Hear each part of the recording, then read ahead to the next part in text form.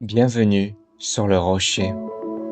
Tu as été trahi par un ami que tu considérais comme un frère ou une sœur, par un membre de ta famille, ou pire encore, par la personne que tu aimais le plus. Et maintenant, tu vis avec cette question brûlante. Comment pourrais-je faire confiance à nouveau? Tu as peur d'ouvrir ton cœur, peur d'être à nouveau brisé. Et tu te dis peut-être, je préfère rester seul plutôt que de revivre ça. Mais la bonne nouvelle, c'est que la Bible ne nous laisse pas sans réponse. Dieu connaît cette douleur et il veut te montrer un chemin de restauration. Même Jésus a été trahi. En vérité, je vous le dis, l'un de vous me livrera. Jean chapitre 13 au verset 21. Judas l'a trahi avec un baiser, un geste d'intimité détourné en trahison. Pierre, son ami proche, l'a renié 3 fois, malgré ses promesses. Jésus connaît cette douleur. Il a ressenti la trahison de ceux qu'il aimait et il a choisi de pardonner, de continuer à aimer. Alors, si tu ressens cette même blessure, sache que Jésus ne t'est pas étranger. Il t'accompagne, il comprend. Ne te ferme pas définitivement aux autres.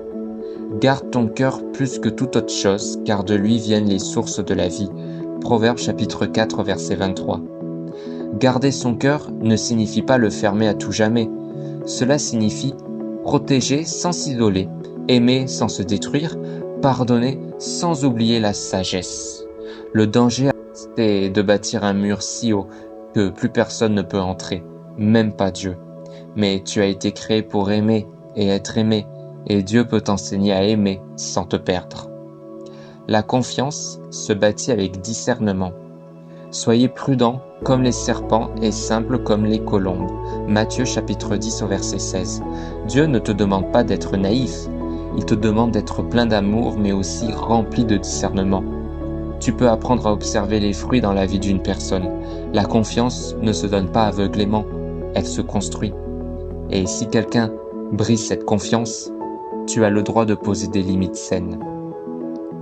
Dieu peut guérir la peur de l'intimité.